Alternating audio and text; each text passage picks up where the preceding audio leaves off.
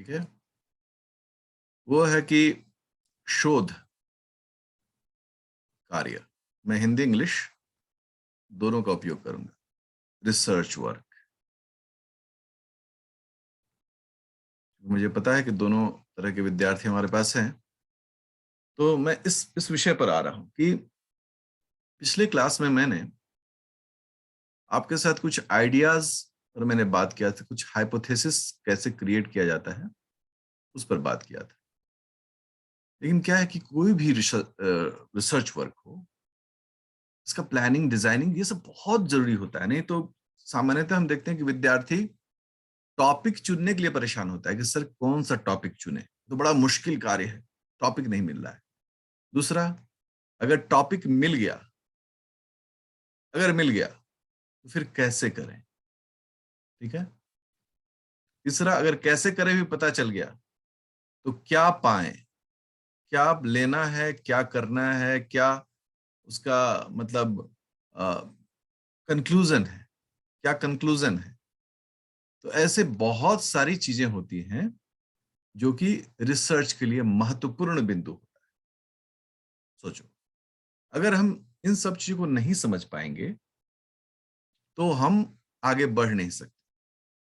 तो अगर रिसर्च, मैंने पिछले क्लास में रिसर्च, इनोवेशन, इन्वेंशन, इन सब पर मैंने आपको अंतर किया था। कई लोग इसको कई तरह से डिफाइन करते हैं, जैसे 1958, समझ जाइए कितना पुराना, कितनी पुरानी बात है। 1958 में क्रॉफोर्ड नाम के एक ब्रिटिश साइंटिस्ट थे, है ना। इन्होंने क्या कहा कि रिसर्च क्या है। इन्होंने कहा कि रिसर्च जो है, शोध कार्य जो है, आप लोग कलम कॉपी खोले हुए हैं सब लोग? सब लोग यस सर। पेपर पर आ जाइए, ठीक है। Yes sir. बिल्कुल। Simply a systematic and refined techniques. मैं इसको पूरी तरह से व्याख्या करूंगा। ऑफ, पहले इतना लिख लीजिए और अपने पेन से अंडरलाइन करिए, सिस्टमैटिक एंड रिफाइंड टेक्निक्स, इसको अंडरलाइन कर लेंगे, ठीक है। ऑफ किस चीज का? थिंकिंग, सोचने। हम पूरा इसको डिस्कस करेंगे।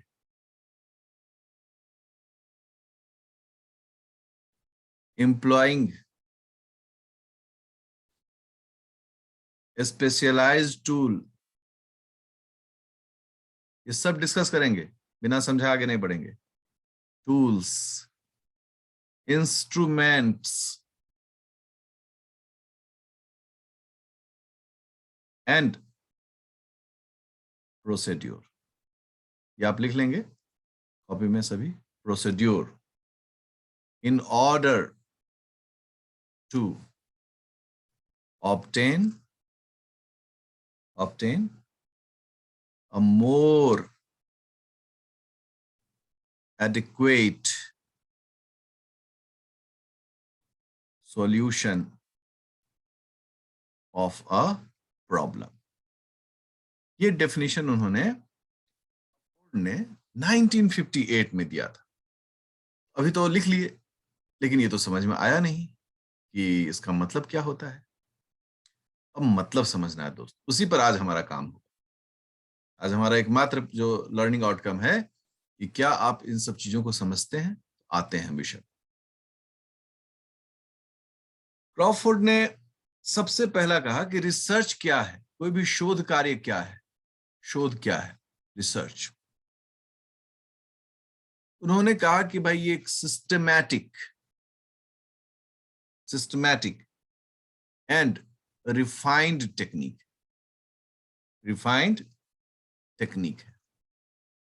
सबसे पहला मेरा सवाल आप लोगों से है कि सिस्टमैटिक का मतलब क्या होता है? बताएं, मेरे क्लास में तो बोलना अलाउड है सबको। सर व्यवस्थित होगा ना सर? बिल्कुल सही, आपने सिर्फ हिंदी में इसको बोला व्यवस्थित, तो मैंने व्यवस्थित लिख दिया। अब बताएं कि व्यवस्थित का मतलब क्या है। क्रमबद्धता। तो क्रमबद्ध के लिए तो अंग्रेजी में है ऑर्डर, बट वो सिस्टमैटिक और ऑर्डर दो अलग अलग चीज है। सर सीक्वेंस वाइज किसी को अरेंज करना। अच्छा, सर जैसे हमारे सुनो सुनो एक एक करके, सीक्वेंस बाय किसी को अरेंज करना सॉर्टिंग कहलाता है। तो सिस्टमैटिक क्या हुआ? हाँ, अब दूसरा बोलिए, कोई कोई ऐसे बोलते रहना है, घबराना नहीं है, एकदम बोलना। सर जैसे हमारे कहाँ से शुरू करना है और कहाँ से कहाँ तक उसको लेके जाना है सिस्टम से, मतलब जैसे 1 2 3 4 तो वो एक से शुरू होके एक एक, हाँ ठीक है। सर जैसे महर्षि Systematic by using scientific methodology or scientific technique. अच्छा, हाँ अभी कौन बोल रहे हैं? पतंजलि से कुछ बात बोल रहे थे। प्रियदर्शनी सर। हाँ प्रियदर्शनी बोलिए। जैसे सर हमारे जैसे महर्षि पतंजलि जो है, जो योग चारों ओर से बिखरा हुआ था हर जगह, तो इसको क्रमबद्ध तरीके से सजाए। जैसे हम लोग श्लोक है अथ योगानुशासनम, उसके बाद से जो शुरू योगा चित्त वृत्ति निरोधा तदा दृष्टु स्वरूपे स्थानम, उसी तरह सर मतलब हर चीज को व्यवस्थित करना। चलिए बहुत बढ़िया, हर चीज को व्यवस्थित करना, मतलब हम आप लोग से बहुत प्रभावित हैं। मुझे बहुत अच्छा लग रहा है कि आप लोग इतना उत्तर देते हैं।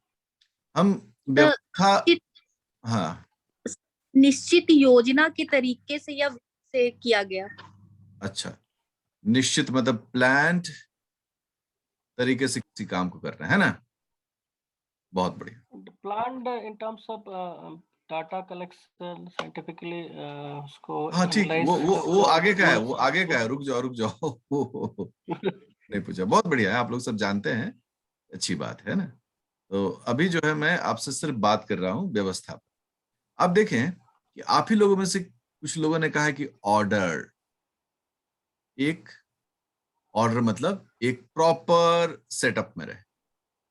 सॉर्टिंग मतलब हम चुने क्या पहले करना है क्या बाद में करना है। प्लान्ड हो मतलब वो मैनेजेरियल पॉइंट ऑफ व्यू से हो। जैसे कैसे हम बोलते हैं कि अगर आलू की भुजिया बनानी हो, आलू भुजिया, अब एक जिसको पता नहीं हो क्या करेगा, पहले वो कढ़ाई चढ़ा देगा, और कढ़ाई चढ़ाने के बाद गैस पर कढ़ाई चढ़ा दिया और उसके बाद वो ढूंढने लगा कि आलू कहाँ है।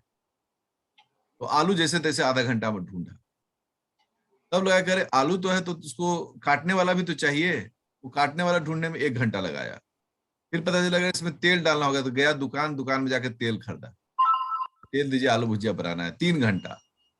तेल के बाद मसाला, कुछ भी करते करते 5 घंटा में वो सारा सामान जुगाड़ किया। तब तक ये जो लोहिया चढ़ाया था, बर्तन चढ़ाया था, वो जल के हो गया राख। ये सिस्टमैटिक है या नहीं है? क्या उत्तर होगा आपका? नहीं है सर। नहीं है। बिल्कुल सही कहा सब लोगों ने, मतलब हम भी जानते थे कि आप यही बोलेंगे, sir it is not systematic, ये तो एकदम बेकार सा है। कौन है सर, कौन है जो ऐसा कर रहा है, बताइए तो। पहले गैस पर बर्तन चढ़ा दिया, उसके बाद आलू ढूंढने गया है। इसका मतलब है कि अगर एक आलू भुजिया हमें बनाना हो तो हमें एक प्लान के अंदर जाना पड़ेगा। हम सारा काम पहले कर लेंगे। सारा काम पहले का मतलब क्या होता है? टोटल हमारे पास आलू हो जाए, हम आलू को चॉप कर दें। म्यूट कर लीजिए सब लोग, ठीक है ना, काट लें, सब कर लें। सुब्रत जी म्यूट में रहिएगा, ठीक है ना।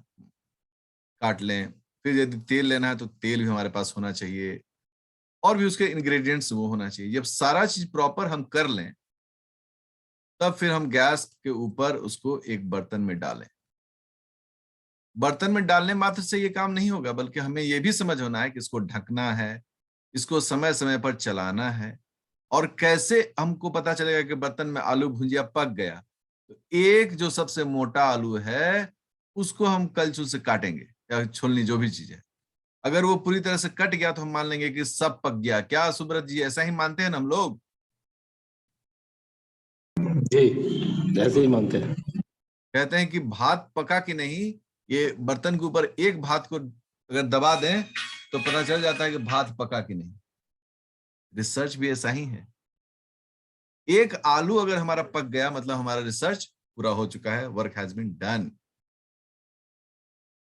अब ये काम जो है, इसको तरीका, ये जो तरीका है इसमें ऑर्डर भी है, आप ही लोग बोले हैं, सॉर्टिंग भी है, प्लान भी है और अथ योगन शासनम भी।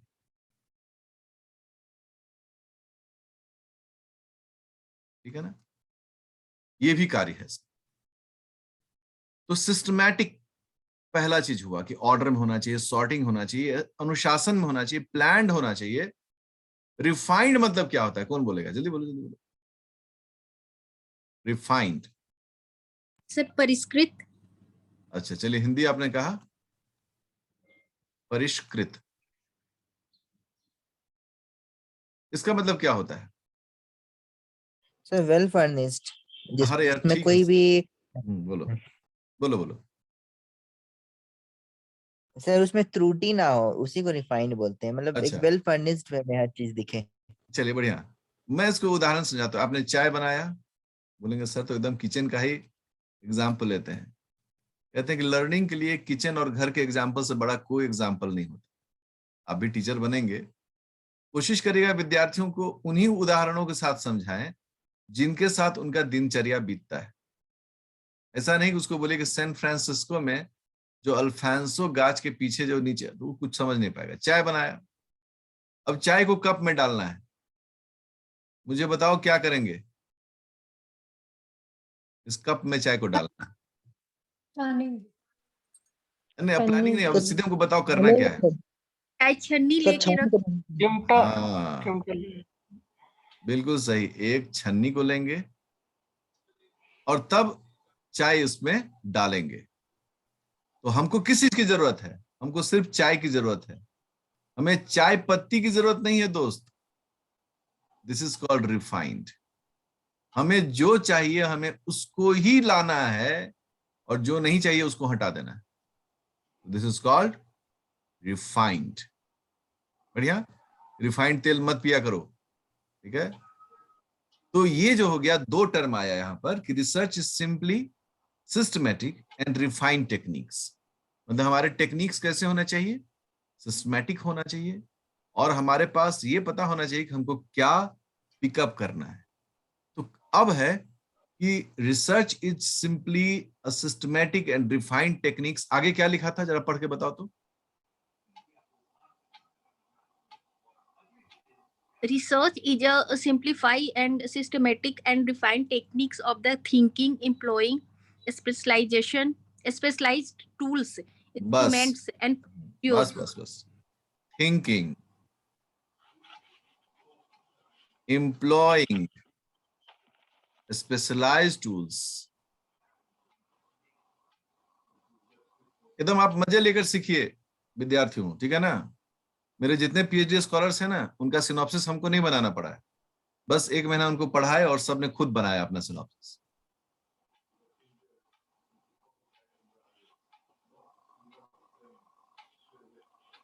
चलिए, अब हमारा डिस्कशन का टॉपिक ये है, इस पर हम अब ध्यान लगाते हैं सब। थिंकिंग बोलेंगे सर हिंदी में इसका मतलब होता है सोच, विचार।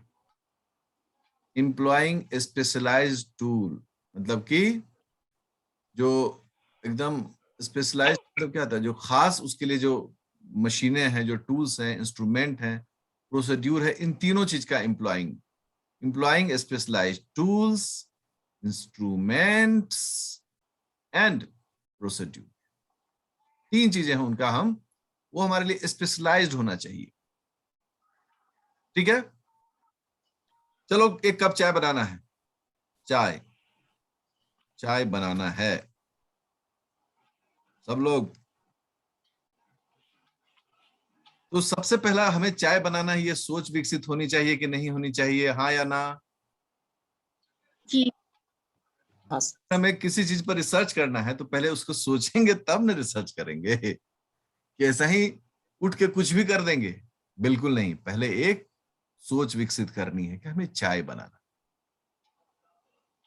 अब चाय बनाने के लिए हम गए बाजार में और हमने कहा कि नमक 1 किलो दीजिए। नमक 1 केजी हमको मिल गया। फिर हमको बोला कि बड़ा सा ये दे दीजिए, क्या कहते हैं, भात बनाने वाला, वो क्या कहते हैं, डेकची, एक बड़ा डेकची दे दीजिए। दे दिया भाई। फिर बोला कि हमको सो तेल दे दीजिए। दे दिया भाई। फिर बोला इसमें हमको मिर्चा भी दे दीजिए, मिर्ची। ठीक है, सब लोग एकदम समझते चलो, इस तरह को आसानी से समझ में चीजों का मिर्ची। बोले हाँ अब मेरा ठीक है, अब हम चाय तो बना ही लेंगे। कितने लोग हम में से एग्री हैं कि सर चाय बन जाएगा? सर नहीं बनेगा सर। अरे क्या बात करती हैं प्रियदर्शनी, एकदम नहीं बनेगा। बिल्कुल नहीं बनेगा सर। चाय का टूल्स नहीं सर ये तो। बनेगा ना, हाँ तेल भी मिर्ची भी नहीं उसमें आएगा। सही। डेकची सही है सर। डेकची तो मान लो कि अब एक आदमी के लिए तो नहीं, लेकिन 100 आदमी के लिए हो, 1000 के लिए तो डेकची यूज कर सकते, सर छोटा भी डेकची मिलता है। मिलता है, बिल्कुल सही। अब हमने क्या कहा कि सर टूल्स जो है ना वो सब इसके लिए अनफिट है। नमक नहीं चाहिए, डेकची ठीक है छोटा चाहिए सर, इतना बड़ा नहीं चाहिए, बहुत बड़ा आपने खरीदा नहीं चाहिए, तेल और मिर्ची कोई इसमें उपयोग नहीं हो सकता है। हमने यहाँ क्या कहा है, स्पेशलाइज्ड। तो स्पेशलाइज जैसे ही सोच आया कि इसमें क्या स्पेशलाइज करना है, तो हमने कहा कि चाय की पत्ती। हम रिसर्च हमको करना है ना जी, कोई मजाक थोड़े करना है। चाय की पत्ती, अगर दूध वाली चाय की पत्ती तो दूध, अगर चीनी उसमें मिलानी है तो चीनी, अगर इलायची मिलानी है तो इलायची, फिर पानी, फिर छोटी डेकची, चाय का छन्ना, कप, गैस, माचिस। मतलब हम क्या कहें, रिसर्च में हर उन छोटी चीजों पर भी ध्यान देना पड़ता है जो शायद हम चलते वक्त में ध्यान नहीं देते। अगर ये सब खरीदते हैं हम लोग तो कहते हैं कि हाँ ये हमारा सही टूल्स और इंस्ट्रूमेंट। ठीक है, अगर ये हम खरीदते हैं तो हम कह सकते हैं कि हाँ हम चाय बना सकते हैं, बना लेंगे। ये नहीं अभी कह रहे हैं सर, क्या कह रहे हैं आप, जब ये सब चीज आ ही गया तो हम बोलेंगे कि हम बना लेंगे। आप बोल रहे हैं कि आप बना सकते हैं। हाँ भाई, हम यहाँ कह रहे हैं कि हम बना सकते हैं। ये हम बना लेंगे, बोलेंगे नहीं, इस बना लेंगे में आने से पहले हमको सोचना पड़ेगा। क्या सोचना पड़ेगा? कि हमको तरीका पता है कि नहीं, प्रोसीड्यूर। प्रोसीड्यूर का मतलब क्या होता है? प्रोसेस, काम करने का तरीका। मान लो कि ये सब कुछ हमको दे दिया और हमको तरीका ही नहीं पता है कि चाय कैसे बनाई जाती है, क्या हम चाय बना पाएंगे? सर क्या हम, कोई शशि बोलिए, चाय बना पाएंगे क्या? सर अगर किसी तरह बन भी जाएगा तो वो शायद टेस्ट नहीं आएगा जो हम उसमें लाना चाहते हैं। हाँ, माइक्रोफोन ऑफ करके जिसको हम मौका देंगे वही बोलेंगे, ठीक है ना? बात करते हुए नहीं। ठीक। इसका मतलब क्या है कि हमें टूल्स प्रॉपर चाहिए, स्पेसिफिक इंस्ट्रूमेंट भी कोई है तो प्रॉपर चाहिए, और प्रोसीड्यूर भी जो है वो हमारे पास प्रॉपर होना चाहिए। तो चाय बनाने की विधि पुस्तक आती है, चाय बनाने की विधि आती है ना ये पुस्तक, और इस पुस्तक में कई प्रकार की चाय का वर्णन होता है। तो जिसको चाय बनाने नहीं आता वो क्या करेगा, सारा सामान जुटाने के बाद उस विधि को समझेगा। पहले गैस पर हम बर्तन चढ़ाएंगे, थोड़ा पानी देंगे, थोड़ा दूध मिला देंगे। जब ये थोड़ा सा उबल जाएगा इसमें थोड़ा सा चाय पत्ती गिरा देंगे, लीफ जितना होना चाहिए, और एक बार शेक करके इसको नीचे उतार देंगे, क्योंकि ज्यादा देर चाय की पत्ती मतलब टैनिन। और उसके बाद चीनी स्वाद अनुसार सबको चाहिए, तो हम इसको सर्व कर देंगे किस में, कप में। हमने कप में सर्व कर दिया, ठीक है। उसके बाद लोगों से पूछा कि आप कितनी चीनी लेंगे, किसी ने कहा नहीं हम चीनी नहीं लेते। ले लीजिए भाई, प्लेन पीजिए। जी मुझे 1 चम्मच दे दीजिए, जी मुझे 2 चम्मच दे दीजिए। माय डियर स्टूडेंट्स, यही है रिसर्च का प्रोसेस। जो डिफिनेशन किया गया कि research is simply a systematic and refined techniques of, किस चीज का सिस्टमैटिक और रिफाइंड टेक्निक है? सोचने का, स्पेशलाइज्ड टूल्स, इंस्ट्रूमेंट और प्रोसीड्यूर का उपयोग करने का। और इन सब का उपयोग हम क्यों कर रहे हैं? कितने लोग बताएंगे? क्योंकि हमारे पास एक सवाल था, और वो सवाल क्या था? चाय बनाना है, यही सवाल है हमारा। तो लास्ट का लाइन क्या है? कौन पढ़ेगा? इंस्ट्रूमेंट्स एंड प्रोसीड्यूर के बाद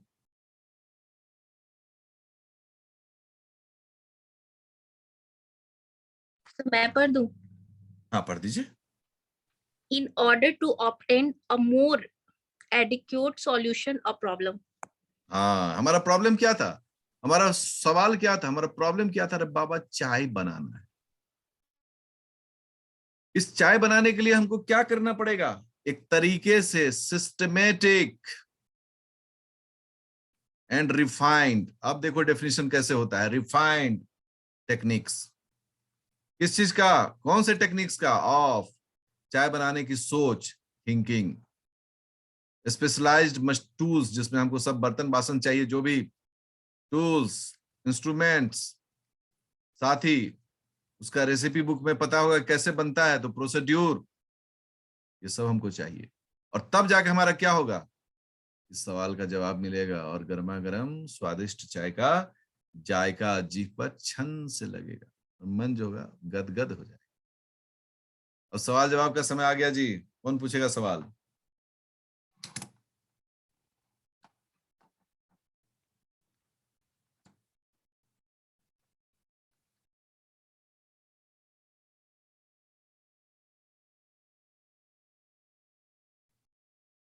मेरा बैग भेज दीजिए अंदर, चार्जर उसमें।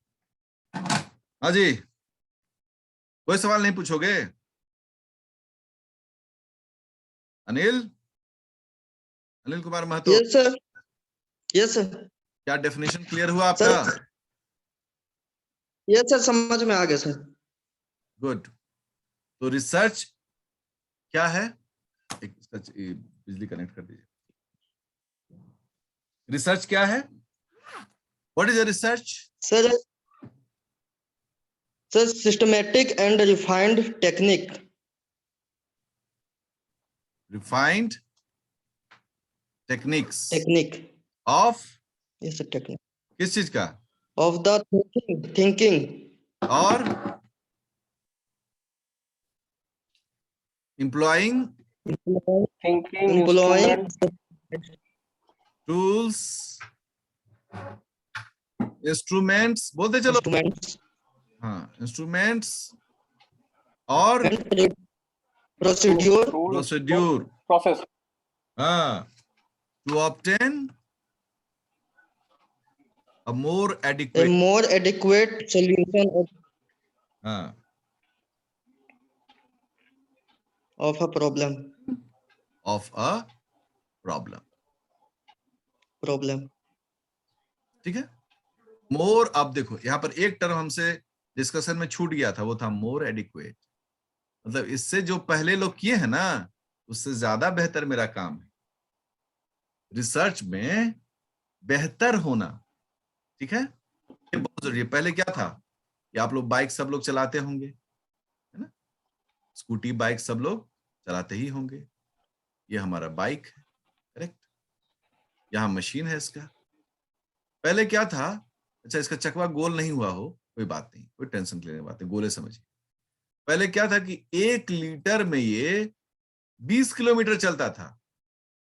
तो साइंटिस्ट ने क्या किया? इसके कार्बोरेटर पर काम किया, हो गया कि अब 1 लीटर में 40 किलोमीटर चलेगा। फिर साइंटिस्ट ने काम किया कार्बोरेटर पर और किया मोर एडिक्वेट। क्या किया? अब 1 लीटर में 80 किलोमीटर, मोर एडिक्वेट। क्या 1 लीटर में कोई ऐसा वक्त आएगा कि 100 किलोमीटर मिले? हम लोग कई बार सुनते हैं कि बाइक में लिखा आता है 100 किलोमीटर चलेगा 1 लीटर में। मतलब क्या? अब बताइए, सब लोग मुझे बताइए कि क्या बाइक का जो कार्बोरेटर होता है, जहां से माइलेज तय होता है, क्या उस कार्बोरेटर पर काम करना लोगों ने बंद कर दिया? No sir. क्या अभी भी इस पर रिसर्च चल रहा है या नहीं? सर चल रहा है किस चीज को बढ़ाने के लिए?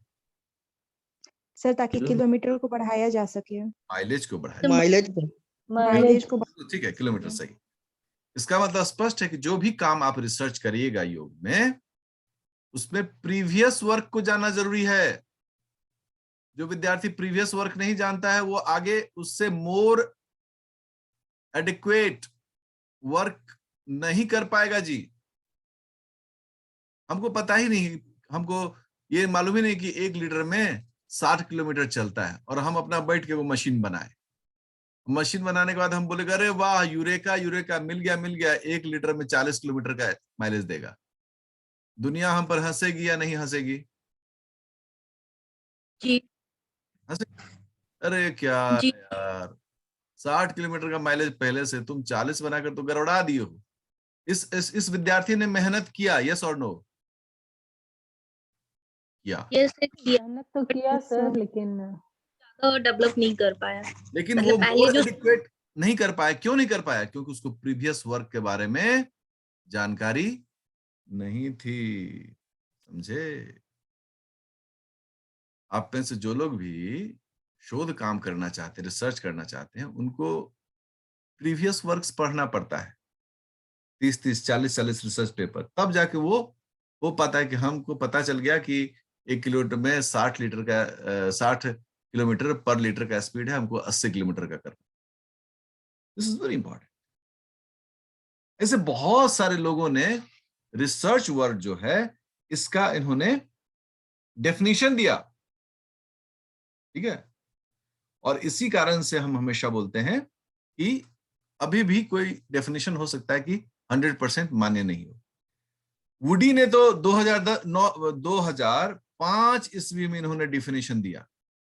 वुडी ने, इन्होंने क्या कहा? इन्होंने कहा कि कलेक्शन ऑफ डेटा ये छूटा हुआ था। इसमें क्रॉफोर्ड में कलेक्शन ऑफ डेटा,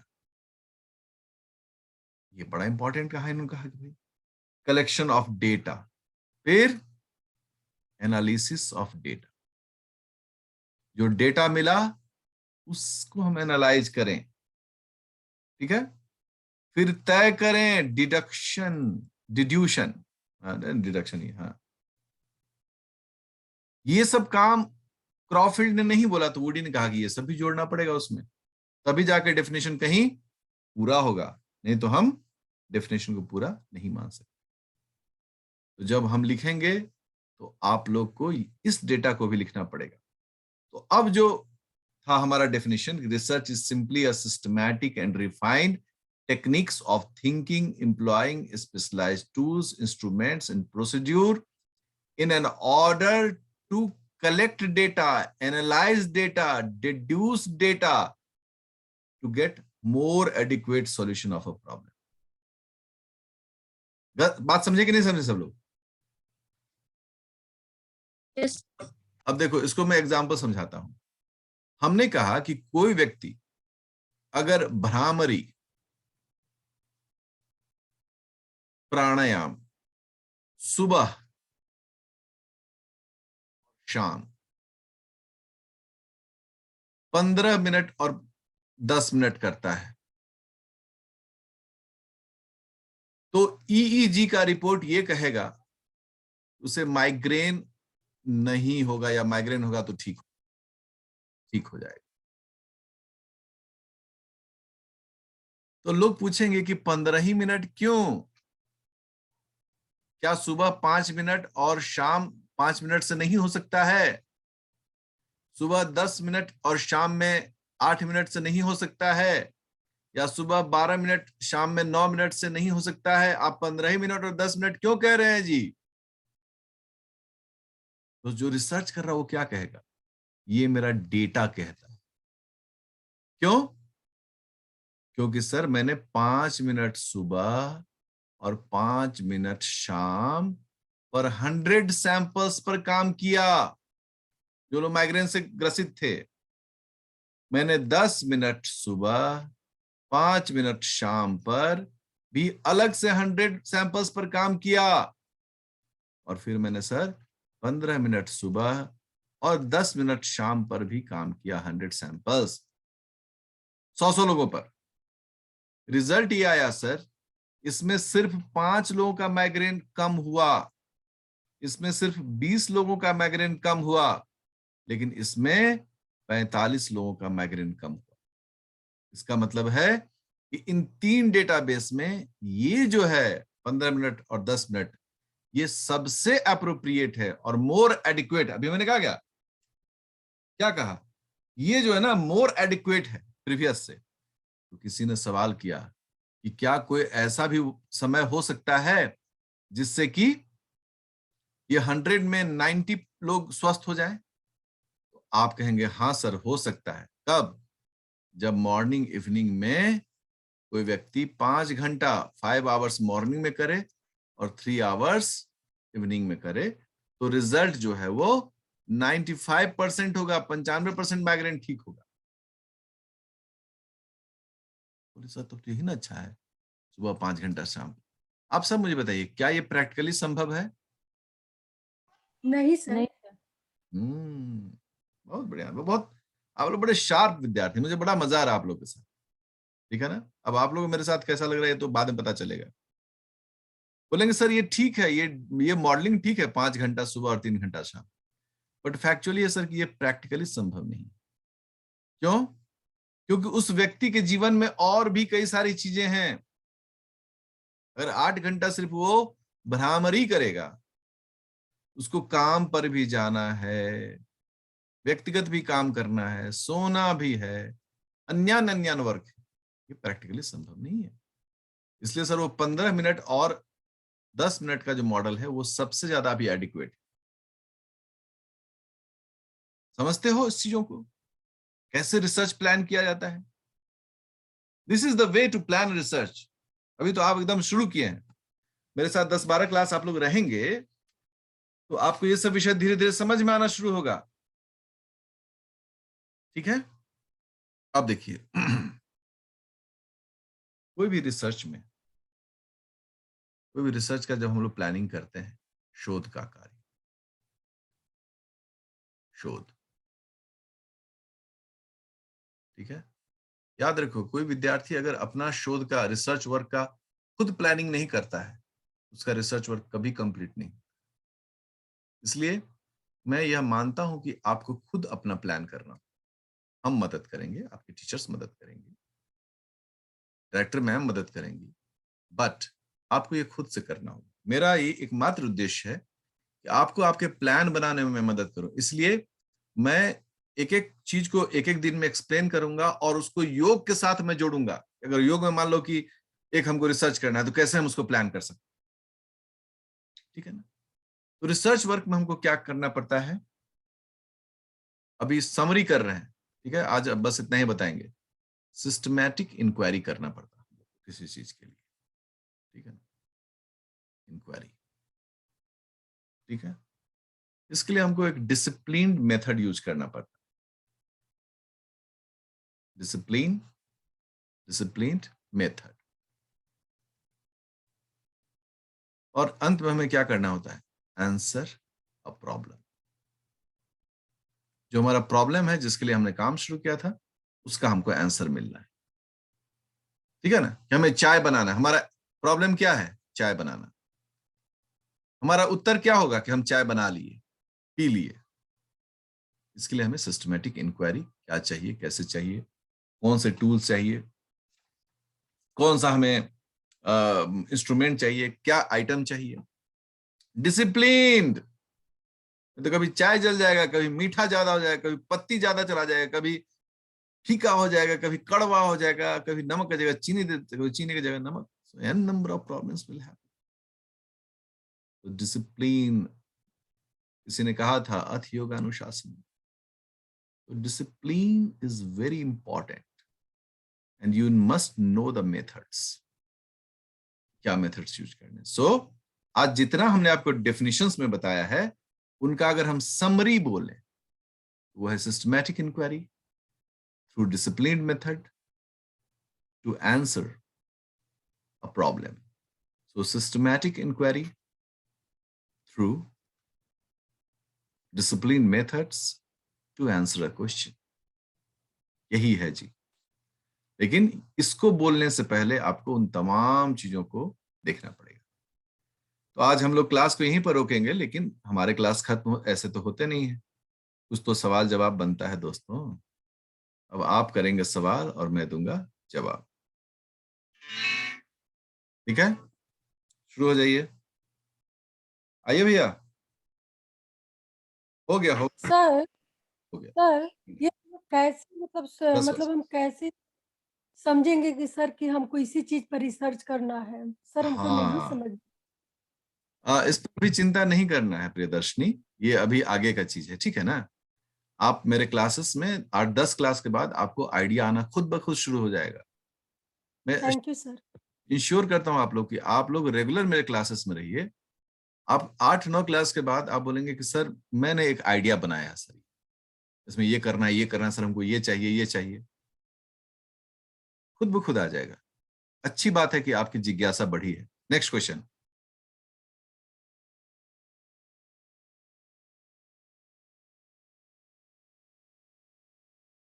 अरे पूछो पूछो, अरे तो हम भी पूछते हैं जी। हाँ बोलिए। सर सिस्टमैटिक इंक्वायरी के बारे में थोड़ा सा और डिटेल में अरे बताओ। वही अब डिटेल मत पूछो जी, हम डिफिनेशन बता चुके हैं। सिस्टमैटिक एंड रिफाइंड, ये सब बता चुके हैं, ठीक है ना। इसी का एक निचोड़ वर्ड है सिस्टमैटिक इंक्वायरी, ठीक है। Systematic and refined techniques of thinking employing, बात समझ गए, उसी को एक सिस्टमैटिक इंक्वायरी का। Yes sir. और भी सब बिल्कुल पूछिए पूछिए। कोई ये ना सोच के जाए कि मेरा मन में सवाल था लेकिन हम पूछे नहीं। सर इसमें सर ये हाइपोथेसिस जज वर्ड कौन दिया करेगा? है।